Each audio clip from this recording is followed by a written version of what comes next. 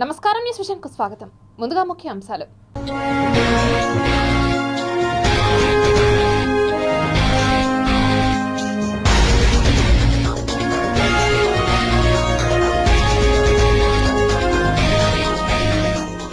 జాబిల్లిపై పక్కకు ఒరిగిన America lander, ధృవీకరించిన NASA. Passenger రైళ్లు కనుమరుగు, ఎక్స్ప్రెస్ స్పెషల్ గా నడుపుతూ అధిక ఛార్జీలు వసూలు చేస్తున్న ఇండియన్ రైల్వే. మేం సిద్ధం, మా బూత్ సిద్ధం, కార్యకర్తలు నాయకులతో సీఎం జగన్ ఆత్మీయ సమావేశం. 8 మంది రెబెల్ ఎమ్మెల్యేలపై అనర్హత వేటు, స్పీకర్ తమ్మినేని సీతారాం వెల్లడి. ప్రజల ప్రాణాలతో చెలగాటమాడుతున్న వ్యాపారులు, మార్కెట్లోకి రసాయన వాటర్ మిలన్. టీటీడీ పాలక మండలిపై తెలుగుదేశం ఆరోపణలు, తీవ్ర స్థాయిలో మండిపడ్డ సభ్యులు.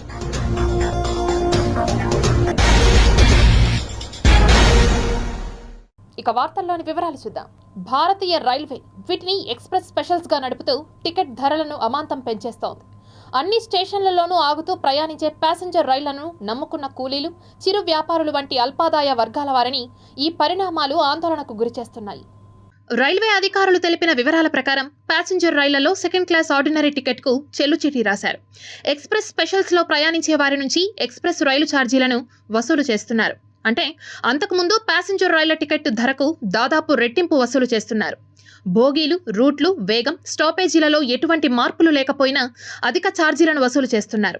సదరన్ రైల్వే ఇప్పటికే బుకింగ్ కౌంటర్ల వద్ద సెకండ్ క్లాస్ ఆర్డినరీ టికెట్ ఛార్జీలతో బోర్డులను ప్రదర్శిస్తోంది. కానీ ఈ ఛార్జీలు ప్రస్తుతం అమల్లో లేవు. ఓ స్టేషన్లోని టికెట్ బుకింగ్ క్లర్క్ మాట్లాడుతూ, ప్రయాణికులు ఈ బోర్డులను చూపించి రెట్టింపు ఛార్జీ ఎందుకు చెల్లించాలని ప్రశ్నిస్తూ తమతో ఘర్షణ పడుతున్నారని, ప్యాసింజర్ రైళ్లు లేవని వారికి అర్థం కావడం లేదని చెప్పారు. యూటీఎస్ యాప్లో కూడా పాత టికెట్ ధరలనే చూపిస్తున్నారని, అనేక ఫిర్యాదులు వస్తున్నాయని అన్నారు. ఒకప్పుడు రైల్వే టికెట్ల ధరలు సామాన్యుడు కూడా ప్రయాణించే విధంగా అది తక్కువ ధరలకు ఉండేది. పేదవాడికి అత్యంత సౌకర్యవంతంగా ఉన్నటువంటి రైల్వే ఛార్జీలను ఈరోజు పెద్దవాడు తప్ప, డబ్బున్నోడు తప్ప, లేకపోతే ఉద్యోగస్తులు, పెద్ద పెద్ద ఉద్యోగాలు చేసేవాళ్ళు తప్ప, కూలీనాలు చేసుకునేవాళ్ళు, చిన్న చిన్న చిరు వ్యాపారాలు చేసుకునేవాళ్ళు, లేకపోతే ఇంకితర చిన్న చిన్నటువంటి ఫ్యాక్టరీల్లో పనిచేసే కార్మికులు ఎవరు కూడా ఈరోజు రైలు ప్రయాణం చేసే పరిస్థితి లేదు. రైలుకు దూరం అయిపోయే ప్రమాదాన్ని ఈరోజు భారతదేశంలో ఉన్నటువంటి కేంద్ర ప్రభుత్వం తీసుకుని వస్తూ ఉంది. ఈ విధానాలు ఖచ్చితంగా ప్రజలందరూ కూడా అసౌకర్యానికి గురి చేస్తున్నాయని చెప్పి ప్రజలందరూ ఆవేదన వ్యక్తం చేస్తున్నారు. 8 మంది రెబెల్ ఎమ్మెల్యేలపై అనర్హత వేటు వేశారు Andhra Pradesh assembly speaker Tammineni Sitaram. YCP rebel, TDP rebel ఎమ్మెల్యేలపై వచ్చిన అనర్హత పిటిషన్లపై ఫైనల్ గా ఓ నిర్ణయం తీసుకున్నారు స్పీకర్. వైసీపీ, టీడీపీ ఇచ్చిన ఎమ్మెల్యేల అనర్హత పిటిషన్లపై విచారణ జరిపిన స్పీకర్ ఆ తర్వాత న్యాయ నిపుణుల సలహా తీసుకున్నారు. ఇక వారిపై అనర్హత వేటు వేస్తూ నిర్ణయం తీసుకున్నారు. అయితే ఇటీవల అనర్హత పిటిషన్లపై విచారణను ముగించారు స్పీకర్ తమ్మినేని సీతారాం. 4 ఎమ్మెల్యేలపై అనర్హత వేటు వేయాలని స్పీకర్కు పిటిషన్లు ఇచ్చాయి వైసీపీ, టీడీపీ పార్టీలు. వైసీపీ పిటిషన్లో ఆనం రామనారాయణ రెడ్డి, మేకపాటి చంద్రశేఖర్ రెడ్డి, కోటంరెడ్డి శ్రీధర్ రెడ్డి, ఉండవల్లి శ్రీదేవి ఉండగా, టీడీపీ పిటిషన్లో మద్దాలగిరి, కరణం బలరాం, వల్లభనేని వంశీ, వాసుపల్లి గణేష్ ఉన్నారు. మొత్తంగా పార్టీ ఫిరాయించిన 8 మంది ఎమ్మెల్యేలపై స్పీకర్ తమ్మినేని సీతారాం ఒకేసారి అనర్హత వేటు వేశారు. కాగా వైఎస్ఆర్సీపీ నుంచి శాసనసభకు ఎన్నికై పార్టీ ఫిరాయించిన కోటంరెడ్డి శ్రీధర్ రెడ్డి, ఆనం రామనారాయణ రెడ్డి, మేకపాటి చంద్రశేఖర్ రెడ్డి, ఉండవల్లి శ్రీదేవిపై ఫిరాయింపు నిరోధక చట్టం ప్రకారం అనర్హత వేటు వేయాలని కోరుతూ YCP chief whip Mudunuru Prasad Raju స్పీకర్కు ఫిర్యాదు చేశారు.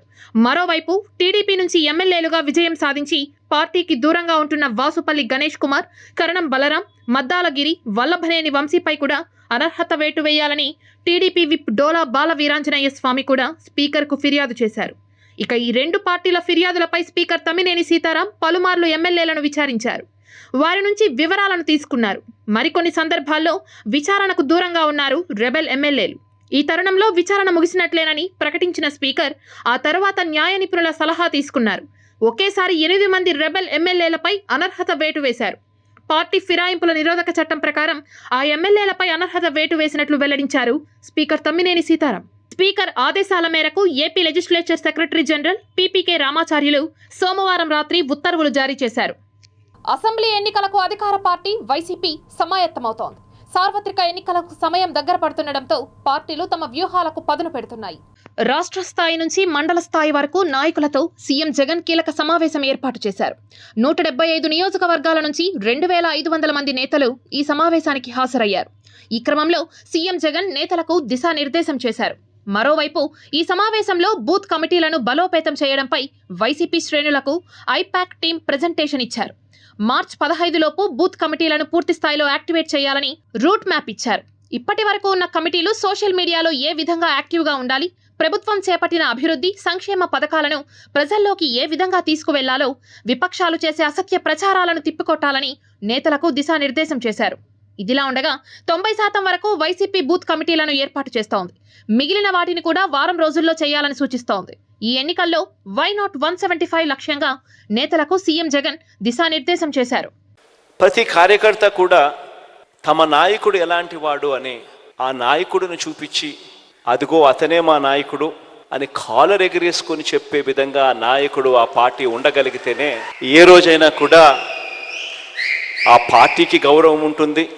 ఆ పార్టీని నమ్ముకొని ఉన్న క్యాడర్ గ్రామ స్థాయిలో తిరిగినప్పుడు, ఇంటింటికి వెళ్ళినప్పుడు ఆ క్యాడర్ కూడా ఆ గౌరవం లభిస్తుంది. ఒక పార్టీ అన్నది ఆ మాదిరిగా వ్యవహరించాలి, పార్టీ నాయకుడు అన్నది ఆ మాదిరిగా వ్యవహరించాలి. విశ్వసనీయత అన్నది ఈరోజు నేను గర్వంగా కూడా చెప్తా ఉన్నా, వైఎస్ఆర్ కాంగ్రెస్ పార్టీ ఒక్క పార్టీ మాత్రమే బహుశా దేశ రాజకీయాలలో ఏ గ్రామానికి వెళ్ళి ఏ ఇంటికి వెళ్ళి అడిగినా కూడా విశ్వసనీయత ఉన్న పార్టీ ఒక్క వైఎస్ఆర్ కాంగ్రెస్ పార్టీయే అన్న మాట వినపడుతుంది. తిరుపతిలోని శ్రీ పద్మావతి చిన్నపిల్లల హృదయాలయంలో 12వ గుండె మార్పిడి శస్త్రచికిత్సను వైద్యులు విజయవంతంగా నిర్వహించారు. 6 గంటల పాటు వైద్యులు శ్రమించి 40 ఏళ్ల వ్యక్తికి 28 ఏళ్ల యువకుడి గుండెను అమర్చారు. గుండె జబ్బు సమస్యతో బాధపడుతున్న విశాఖకు చెందిన 40 ఏళ్ల వ్యక్తిని తిరుపతిలోని శ్రీ పద్మావతి చిన్నపిల్లల హృదయాలయం వైద్యులు పరీక్షించి గుండె మార్పిడి శస్త్రచికిత్స అవసరమని గుర్తించారు. 10 రోజుల పాటు ఆ వ్యక్తికి ఆసుపత్రిలోనే చికిత్స అందిస్తూ జీవన్ దాన్ ట్రస్ట్లో దరఖాస్తు చేశారు. ఇదే సమయంలో శ్రీకాకుళంకి చెందిన 28 ఏళ్ల యువకుడు బ్రెయిన్ డెడ్ కు గురి కావడంతో కుటుంబ సభ్యుల అంగీకారం మేరకు వైద్యులు అతని గుండె సేకరించారు. హెలికాప్టర్లో వైజాగ్కు తీసుకువచ్చి అక్కడి నుంచి ప్రత్యేక విమానంలో రేణిగుంటకు చేర్చారు. ఆ తర్వాత గ్రీన్ ఛానల్ ద్వారా సోమవారం రాత్రి 10:05 ఆసుపత్రికి తీసుకురాగా ఎస్పీహెచ్సి సంచాలకులు డాక్టర్ నరహరి శ్రీనాథ్ రెడ్డి ఆధ్వర్యంలో వైద్య బృందం శస్త్రచికిత్సను విజయవంతంగా నిర్వహించారు. శ్రీకాకుళంలో ఆగిన గుండెను తిరుపతిలో మళ్లీ కొట్టుకునేటట్లు చేశారు వైద్యులు. టీటీడీలో ఏళ్ల తరబడి విధులు నిర్వహిస్తున్న కాంట్రాక్ట్ సొసైటీ ఉద్యోగులపై టీటీడీ చైర్మన్ కరుణాకర్ రెడ్డి వరాల జల్లు కురిపించడం పట్ల కార్మిక ప్రజా సంఘాల నాయకులు హర్షం వ్యక్తం చేస్తున్నారు. టీటీడీ చరిత్రలోనే ఎన్నడూ లేని విధంగా కాంట్రాక్ట్ సొసైటీ ఉద్యోగులుగా పనిచేస్తున్న 9,000 మంది ఉద్యోగులకు జీతాలు పెంచుతూ నిర్ణయం తీసుకోవడం పట్ల కార్మిక ప్రజా సంఘాల నాయకులు సంతోషం వ్యక్తం చేస్తున్నారు. ఒకేసారి 9,000 మందికి 3,000 రూపాయల నుండి 20,000 రూపాయల వరకు జీతాలు పెంచుతూ TTD board chairman Bhumana Karunakar Reddy, board సభ్యులు తీర్మానం చేయడం అభినందనీయమని సిఐటియు జిల్లా ప్రధాన కార్యదర్శి కందారపు మురళి, ఏఐటియుసి జిల్లా నాయకులు చిన్నం పెంచలయ్య తెలిపారు. ఉద్యోగులు ఆనందోత్సాహాలతో ఉన్నారని, ఇప్పటికే రెగ్యులర్ ఉద్యోగులకు ఇంటి స్థలాలను పంపిణీ చేయడం టీటీడీ చరిత్రలోనే ఇదో సరికొత్త అధ్యాయమని చెప్పారు. టీటీడీలో పనిచేస్తున్న అవుట్సోర్సింగ్ కాంట్రాక్టు ఉద్యోగులకు తిరుమల ఎంప్లాయీస్ క్యాంటీన్లో అల్పాహారం, భోజనం, టీ, కాఫీ అందించడానికి నిర్ణయించడం శుభపరిణామమని తెలిపారు. తాను పేదలు, ఉద్యోగుల పక్షపాతినని మరోసారి కరుణాకర్ రెడ్డి రుజువు చేసుకున్నారని పేర్కొన్నారు. స్థానికుడైనటువంటి కరుణాకర్ రెడ్డి గారు శాసనసభ్యుడి హోదాలో ఆయన టీటీడీ బోర్డు మెంబర్గా ఉన్నప్పుడు కూడా ఈ సమస్యలన్నీ అనేక సందర్భాల్లో ఆయన ద్వారా ప్రస్తావింపజేశాము. ఆయన కూడా ప్రయత్నం చేశాడు. ఆ సమస్యలు ఏవి గతంలో పరిష్కారం కాల.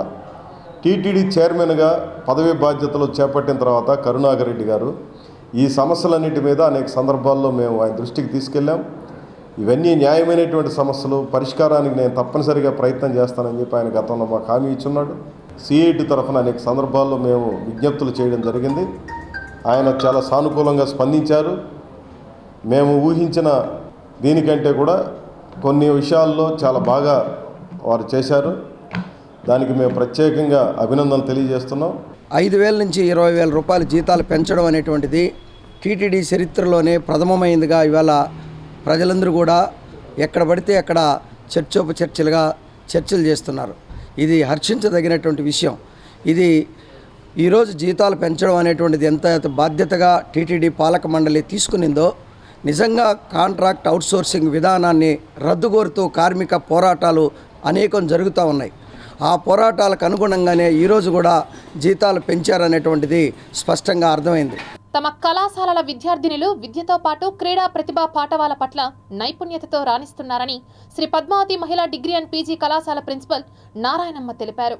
తిరుపతిలోని శ్రీ పద్మావతి మహిళా డిగ్రీ అండ్ పీజీ కళాశాలలో ఏర్పాటు చేసిన విలేకరుల సమావేశంలో ప్రిన్సిపల్ నారాయణమ్మ మాట్లాడుతూ ఈ నెల 23 నుండి 3 రోజుల పాటు గుంటూరులో జరిగిన యువజనోత్సవాల్లో శ్రీ పద్మావతి మహిళా డిగ్రీ అండ్ పీజీ కళాశాల విద్యార్థినులు ప్రతిభ చాటారని తెలిపారు. ప్రత్యేకంగా లఘునాటిక, మైమ్ పోటీల్లో ప్రథమ బహుమతి కైవసం చేసుకున్నారని తెలిపారు.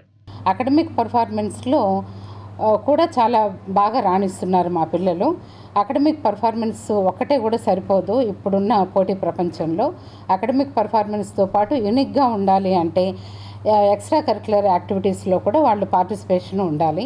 ఎన్సీసీ కావచ్చు, ఎన్ఎస్ఎస్ కావచ్చు, గేమ్స్ అండ్ స్పోర్ట్స్, అదర్ అంటే అవుట్ సైడ్ జరిగే కాంపిటీషన్స్, కల్చరల్ అయినా, ఎస్ఐ రైటింగ్ కాంపిటీషన్స్ అయినా, అలాగే ఎలక్యూషన్ కాంపిటీషన్స్ అయినా, ఇలాంటి అన్నిట్లో కూడా మేము ప్రోత్సహించడం జరుగుతుంది. అప్పుడే మా పిల్లలు యూనిక్గా ఉండి ఏ కాంపిటీషన్లో పార్టిసిపేట్ చేసినా మంచి ప్రైజులు తెచ్చుకోవడం జరుగుతుంది. టీటీడీ వార్షిక క్రీడల్లో పాల్గొనదలిచిన ఉద్యోగులు వారి పేర్లను 29 లోపు నమోదు చేసుకోవాలని టీటీడీ ఉద్యోగుల సంక్షేమ సంఘం అధ్యక్షులు చీర్ల కిరణ్ కోరారు.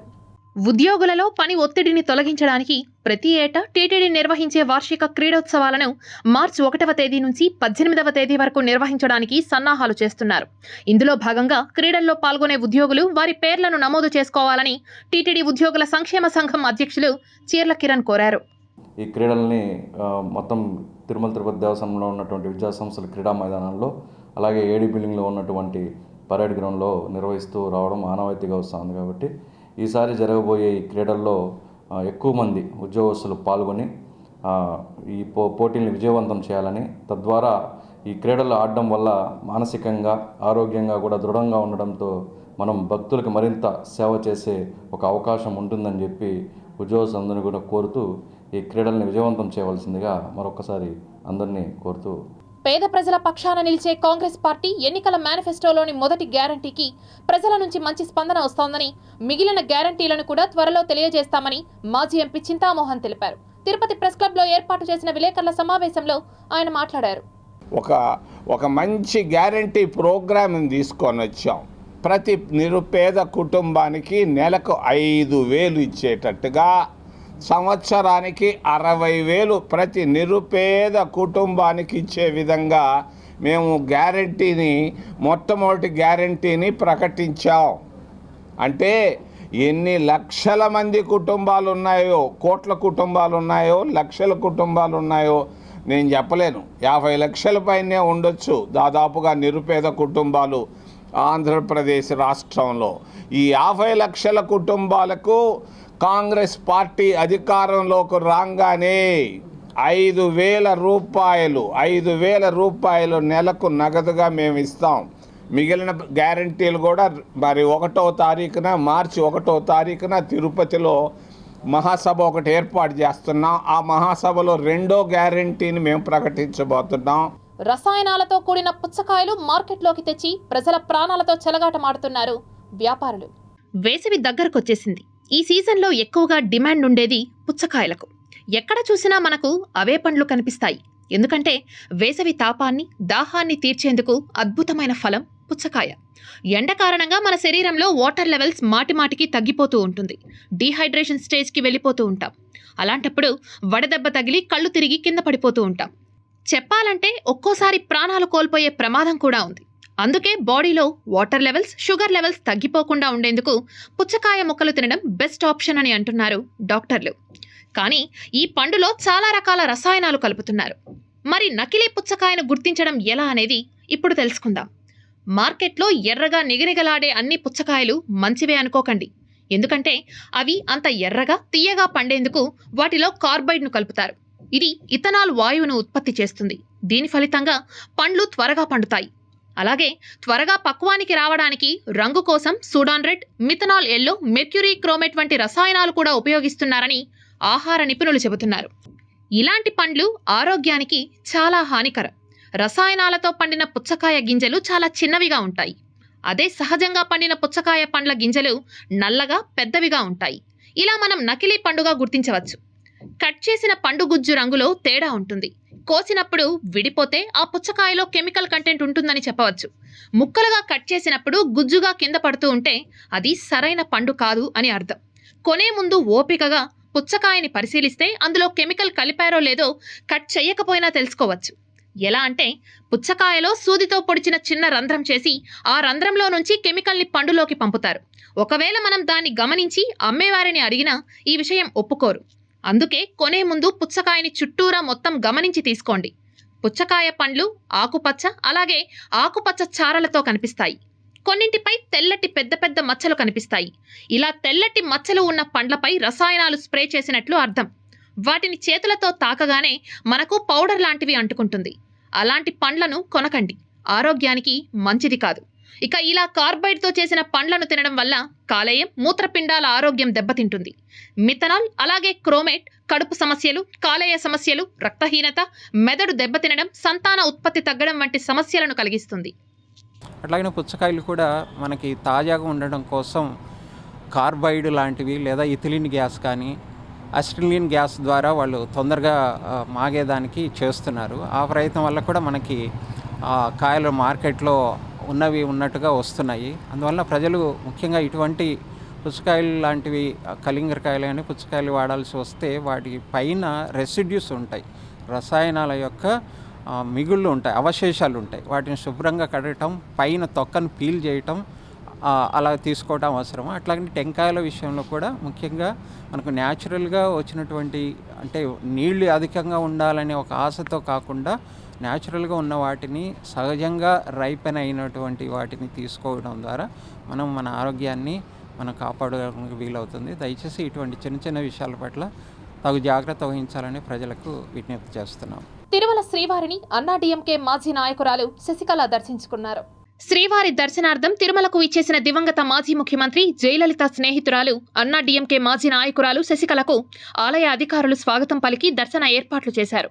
దర్శనానంతరం ఆలయంలోని రంగనాయకుల మండపంలో వేద పండితులు స్వామివారి ఆశీర్వచనాలు పలుకగా అధికారులు తీర్థ ప్రసాదాలను అందజేశారు.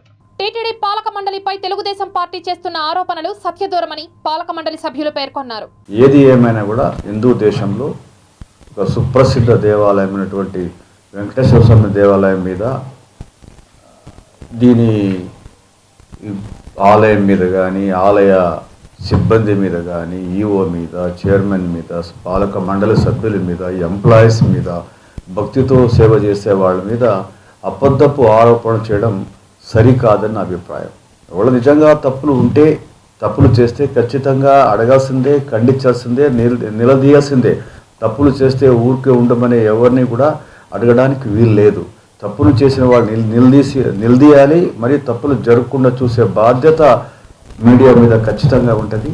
అది వాళ్ళ బాధ్యత కూడా. కానీ తప్పుడు ఆరోపణలు, లేనిపోని ఆరోపణలు చేయడం సరికాదని నా అభిప్రాయంగా నేను వెల్లడిస్తున్నా. కనీసం కార్పొరేటర్గా కూడా అంటే అలాంటి స్థాయి లేకుండా పెద్ద స్థాయి వాళ్ళు విమర్శిస్తే ప్రజలని ఆకర్షించవచ్చు అని అనుకుంటే అది తప్పు. వేరే రకంగా చేయండి. కానీ తిరుమల తిరుపతి దేవస్థానం, ఒక వెంకటేశ్వర స్వామిని జరుగుతున్న కళ్యాణాన్ని మీరు అట్లా చేయకూడదు. దీన్ని నేను ఇక్కడితో వదిలేది లేదు. నేను దీనికి సంబంధించిన ఆ వ్యక్తి మీద, ఆ రాసిన పత్రిక మీద క్రిమినల్ డిఫమేషన్ వేయాలని నేను నిర్ణయించుకున్నాను. ఇది ఇప్పుడు నేను డెఫినెట్గా దీని మీద క్రిమినల్ డిఫమేషన్ వేస్తాను. ఆయన మీద వేస్తాను, ఆ పత్రిక మీద కూడా వేస్తాను నేను. చిత్తూరు జిల్లాలో ఇటీవల కాలంలో ఏనుగుల దాడులు ఎక్కువగా ఉండడంతో రైతులు తీవ్ర ఆందోళన చెందుతున్నారు. ఎప్పుడు ఎటువైపు నుంచి దాడి చేస్తాయోనని గ్రామస్తులు బిక్కుబిక్కుమంటున్నారు. చిత్తూరు జిల్లా కుప్పం మండల పరిధిలోని పైపాల్యం గ్రామంలో ఒంటరి ఏనుగు బీభత్సం సృష్టిస్తోంది. మంగళవారం ఉదయం పొలంలో పూలు కోస్తున్న ఓ రైతుపై ఒంటరి ఏనుగు దాడి చేసి తీవ్రంగా గాయపరిచింది. సోమవారం అర్ధరాత్రి నుంచి పంట పొలాల మధ్య సంచరిస్తున్న ఒంటరి ఏనుగు ఎప్పుడు ఎటువైపు నుంచి వచ్చి దాడి చేస్తుందోనని గ్రామస్తులు బిక్కుబిక్కుమంటున్నారు. ఏనుగు దాడి సమాచారం అందుకున్న sub division forest officer Venugopal Kuppam PES ఆసుపత్రిలో చికిత్స పొందుతున్న మునిరత్నంను పరామర్శించారు. అనంతరం ఆయన మీడియాతో మాట్లాడుతూ పైపాల్యం గ్రామ సమీపంలోని అటవీ ప్రాంతం నుంచి ఒంటరి ఏనుగు పంట పొలాల వైపు వచ్చి పూలు కోస్తున్న రైతుపై దాడి చేసిందని తెలిపారు. గాయపడిన వ్యక్తి ప్రస్తుతం వైద్య పర్యవేక్షణలో ఉన్నారని తెలిపారు. కాగా మునిరత్నం ఆరోగ్య పరిస్థితి నిలకడగా ఉందని అన్నారు. మునిరత్నం వైద్యానికి అయ్యే ఖర్చులను ప్రభుత్వమే భరిస్తుందని తెలిపారు. మా ఊళ్ళో 24 hours ఏనుగులు అబ్జర్వేషన్ చేస్తున్నాము. అవి బయటికి రాకున్నట్లు అడవిలోకి డ్రైవ్ చేస్తున్నాము. తర్వాత ఏమైనా కాంపెన్సేషన్, క్రాప్ డ్యామేజ్ అయినా కానీ కాంపెన్సేషన్ పే చేస్తున్నాము. ఇప్పుడు కూడా గవర్నమెంట్స్ నుంచి ఫండ్స్ వచ్చాయి. ఈ 2 daysలో వాళ్ళకి చెక్స్ కూడా అందిస్తున్నాము. అట్లా పటిష్ట చర్యలు తీసుకుంటున్నాము. పటిష్ట చర్యలే తీసుకుంటున్నాము. ఎందుకంటే ఏనుగులు కంపల్సరీ బయటికి రాకున్నట్ల అడవిలోనే ఉండేటట్టు ఈ ట్రాకర్స్ మేము బేస్ క్యాంప్ ఎక్కడికక్కడ మేము దాన్ని కంట్రోల్ చేస్తున్నాం. బయటికి రా అయినా కానీ నైట్ పూట వస్తున్నా కానీ దాన్ని ఫారెస్ట్లోకి డ్రైవ్ చేస్తున్నాం. రామకుప్పం మండలంలో ఎక్కువైపోయింది సార్ ఈ ఫారెస్ట్. అదే మా దృష్టికి వస్తే కంపల్సరీ వెహికల్స్ సీజ్ చేసి కేసులు పెట్టడం జరుగుతుంది. ఐక్యంగా పార్టీ అభ్యర్థిని గెలిపించుకుంటామని చిత్తూరు అసెంబ్లీ నియోజకవర్గం టీడీపీ నాయకులు ప్రకటించారు. మంగళవారం చిత్తూరు తెలుగుదేశం పార్టీ కార్యాలయంలో పార్టీ టికెట్ ఆశించిన వారితో కలిసి నియోజకవర్గ పరిశీలకులు ఎమ్మెల్సీ రామ్ శివారెడ్డి, మాజీ ఎమ్మెల్సీ దొరబాబు మీడియా సమావేశం నిర్వహించారు. సో అన్నగారు చెప్పినట్టు మేము 6 కలిసి దొరబాబు ఆధ్వర్యంలో చిత్తూరు పట్టణంలో ఎవరికి సీట్ వచ్చినా కలిసిమెలిసి పని చేస్తామని చెప్పి ప్రయాణం చేశాము. సో సీట్ అనేది ఎవరో ఒకరికే వస్తుంది కాబట్టి అది ఎవరికి వచ్చినా మేము ఎల్లప్పుడూ కలిసిమెలిసి అన్ని నిర్ణయాలు తీసుకొని సమిష్టిగా పనిచేసి ఈ చిత్తూరు నియోజకవర్గ అభివృద్ధి కావచ్చు, రేపు రానున్న ఎలక్షన్లో గెలిచి కూడా మా ముఖ్యమంత్రి గారికి కానుకగా ఇవ్వడానికి మేమంతా సంసిద్ధమయ్యే రాజకీయం చేశాము. అలాగే రానున్న రోజుల్లో చిత్తూరు ప్రజలకి కూడా మేమందరూ చర్చించుకొని ఉన్నతమైన ఆలోచనలతో ముందుకెళ్తామని మనం చేస్తాం. వీటన్నిటిని కూడా పారద్రోలాలంటే విఘ్నులైన చిత్తూరు జిల్లా ప్రజానీకం ఒక మంచి తీర్పు ఇవ్వాల్సిన అవసరం ఎంతైనా ఉంది. చిత్తూరు పట్టణంలో ఇలాంటి సాగరీవం, ఇలాంటి అరాజక శక్తులకు ఇక్కడ తోడిస్తే భవిష్యత్తులో చిత్తూరు ఒక విధ్వంస కేంద్రంగా, ఒక గూండా రాజ్యంగా తయారయ్యే అవకాశం ఉంటుంది. కాబట్టి విఘ్నులైన ప్రజలు తెలుగుదేశం జనసేన పార్టీ అభ్యర్థికి గెలిపించి ఒక ప్రశాంతమైన, శాంతియుతమైన చిత్తూరు నెలకొల్పే విధంగా సహకరించాలని చెప్పి ఓటర్లందరూ కూడా విజ్ఞప్తి చేస్తా ఉన్నాం. నువ్వు మాట్లాడేటప్పుడు నిజం చెప్పవయ్యా. 87% తెలుగుదేశం పార్టీ చేసింది. 472 కోట్లలో చేస్తే నీవు 30 కోట్లు కూడా కేటాయించకుండా, అది కూడా నీళ్లు లేకుండా పోతే వేల చెరువుల నుంచి తగ్గొట్టు తీసుకొని వచ్చి నువ్వు ఈరోజు ఇచ్చావు. ఇది ఒక ఇదేనా? అసలు ఏదైనా మాట్లాడితే ఒక నీతి నియమాల మాట తప్పను, మడమ తిప్పను నువ్వు డైలాగ్ చెప్తావే. నీ కుప్పంకు, నీ పులివెందులకు తీసుకొచ్చింది నీళ్లు చంద్రబాబు నాయుడు. అయితే కుప్పం కన్నా ముందు ఒక ప్రతిపక్ష నాయకుడు ఉండే దాంట్లో తీసుకుపోతానని చెప్పి తీసుకొని వస్తే నువ్వు ఈరోజు నీళ్లు లేకుండా ఈరోజు రామకుప్పం మండలంలో వచ్చి ప్రజల్ని వ్యాపారించేదానికి నువ్వు చేశావు.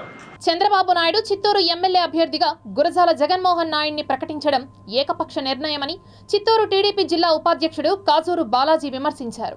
చిత్తూరులో ఆయన మీడియాతో మాట్లాడుతూ గత 30 సంవత్సరాలుగా పార్టీని నమ్ముకుని పనిచేసిన వారికి చంద్రబాబు నాయుడు ఎలాంటి పదవులు ఇస్తారో స్పష్టత ఇవ్వాలని అన్నారు. మిగిలిన ఆశావాహులకు ఎలాంటి సమాచారం ఇవ్వకుండా గురజాల జగన్మోహన్ నాయుడిని ప్రకటించడం పట్ల అసంతృప్తి వ్యక్తం చేశారు. భవిష్యత్తులో తమకు ఎలాంటి పదవులు ఇస్తారు అనే దానిపై భరోసా కల్పించాలని అన్నారు. అన్ని వర్గాల నాయకులు, కార్యకర్తలకు అప్పుడే నమ్మకం ఉంటుందని అన్నారు. 4.5 సంవత్సరంగా కేసులు పెట్టుకోండాము, ఫైట్ చేశాం వైఎస్ఆర్ సిపి నాయకులతో, ఎన్నో ఇబ్బందులు పడ్డాం. మా బిజినెస్గా కానీ వ్యక్తిగతంగా కానీ అన్ని విధాలుగా మేము లాస్ అయ్యాము. కానీ మాకు ఒక మాట చెప్పుంటే ఈరోజు మేము చాలా సంతోషపడే వాళ్ళము. మాకు ఒక మాట కూడా చెప్పకుండా అనౌన్స్ చేశారు. కానీ మేము గెలిపించుకుంటాము.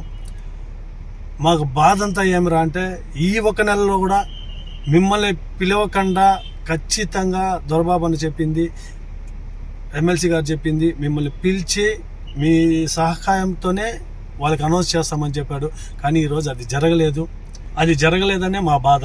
చిత్తూరులోని బలిజ సామాజిక వర్గం వైఎస్ఆర్ కాంగ్రెస్ పార్టీ చిత్తూరు అసెంబ్లీ అభ్యర్థి విజయానందరెడ్డికి మద్దతుగా నిలవాలని బలిజ సంఘం నాయకులు ఢిల్లీ బాబు విజ్ఞప్తి చేశారు. చిత్తూరు ప్రెస్ క్లబ్ లో ఏర్పాటు చేసిన విలేకరుల సమావేశంలో ఆయన మీడియాతో మాట్లాడారు. ప్రజారాజ్యానికి ఏదో మన చిరంజీవి, మన బలిజోడు, మన నాయకుడు మనం చేయాలనే ఉద్దేశంతో మనం చేసినాము. ఆయన సొంత ఊర్లో ఆయన ఓడిపోయారు. అయినా తిరుపతిలో గెలిపించినాం. ఎందుకు? మన బల్జోలో డామినేషన్ ఎక్కువ ఉండాలి తిరుపతిలో కాబట్టి మనం గెలిపించినాం. గెలిపిస్తే నువ్వు తిరుపతికి నువ్వేం చేసినావు? 3 దారులు రాజకీయ రణరంగాన భిన్న ధృవాలు పుస్తక పరిచయ సభను తిరుపతిలో నిర్వహించారు. తిరుపతి శ్రీ వెంకటేశ్వర విశ్వవిద్యాలయంలోని సెనేట్ హాల్లో సీనియర్ జర్నలిస్ట్ దేవులపల్లి అమర్ రచించిన 3 దారులు రాజకీయ రణరంగాన భిన్న ధృవాలు పుస్తక ఆవిష్కరణ సభ నిర్వహించారు. ఈ కార్యక్రమానికి ముఖ్య అతిథులుగా ప్రముఖ వైద్యులు Balaramaraju, Sri city general manager Ramachandrareddy, Sri Padmavati Mahila varsity మాజీ వీసీ ఆచార్య జమున, సీనియర్ జర్నలిస్ట్ దేవులపల్లి అమర్, రాయలసీమ మేధావుల ఫోరం కన్వీనర్ పురుషోత్తం రెడ్డి హాజరై ప్రసంగించారు. సో సోషల్ సైకాలజీలో 2 వాదాలు ఉండేది. లీడర్స్, ఒక వాదం ఏమో లీడర్స్ ఆర్ బాండ్, లీడర్స్ ఆర్ నాట్ మేడ్, అది ఒక వాదము. ఇంకొక వాదము leaders are made, leaders are not బాండ్. ఈ 2 వాదాలు. ఈ 2 వాదాల్లో నేను స్టూడెంట్ గా ఉన్న రోజులు, ఇన్ని రోజులు రాజకీయాలుగా నాకు తెలిసినంత వరకు నాకు పెద్ద ఆన్సర్ దొరకలేదు. కానీ ఈ పుస్తకం చదివాక నాకు కొంత ఆన్సర్ దొరికిందని చెప్పాలి. అంటే నేను ఎంతసేపు ఆ లెన్స్ తోని చూశాను. నేను సైకాలజిస్ట్ గా, ఒక అకాడమిషియన్ గా విశ్లేషించేటప్పుడు నేను ఆ లెన్స్ తో చూశాను కాబట్టి నాకు దానికి నిజమైన అర్థం ఆ పుస్తకంలో దొరికిందని చెప్పాలి. Tirupati gold jewellery and silver merchants association సమాచారం మేరకు తిరుపతి లోకల్ బులియన్ మార్కెట్లో బంగారం, వెండి ధరలు ఇలా ఉంటాయి. 24 క్యారెట్ల అపరంజి బంగారం 10 గ్రాముల ధర 64,240 రూపాయలు. 22 క్యారెట్ల బంగారం 1 గ్రాము ధర 5,769 రూపాయలు.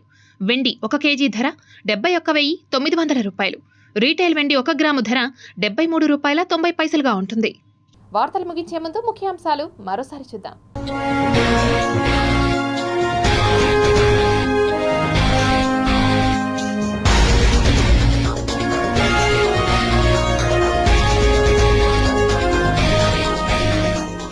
జాబిల్లిపై పక్కకు ఒరిగిన అమెరికా ల్యాండర్, ధృవీకరించిన నాసా. ప్యాసింజర్ రైళ్లు కనుమరుగు, ఎక్స్ప్రెస్ స్పెషల్ గా నడుపుతూ అధిక ఛార్జీలు వసూలు చేస్తున్న ఇండియన్ రైల్వే. మేం సిద్ధం, మా బూత్ సిద్ధం, కార్యకర్తలు నాయకులతో సీఎం జగన్ ఆత్మీయ సమావేశం. 8 మంది రెబెల్ ఎమ్మెల్యేలపై అనర్హత వేటు, స్పీకర్ తమ్మినేని సీతారాం వెల్లడి. ప్రజల ప్రాణాలతో చెలగాటమాడుతున్న వ్యాపారులు, మార్కెట్లోకి రసాయన వాటర్ మిలన్. టీటీడీ పాలక మండలిపై తెలుగుదేశం ఆరోపణలు, తీవ్ర స్థాయిలో మండిపడ్డ సభ్యులు.